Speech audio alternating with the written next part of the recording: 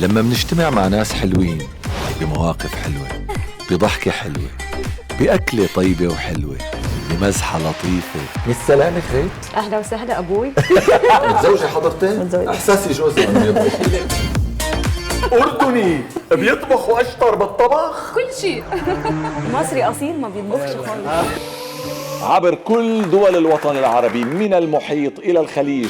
بيجمعنا ورق العنب طبعا، يعني الشيء الوحيد اللي بيجمعنا بالوطن العربي ورق العنب. الشطة احنا الشطة احنا السبايس الشطة. احنا الطاجين تبعنا بيكون كله بيض. بيطلع بيدنا لا تخافك. بيطلع بإيدكم؟ طبعا.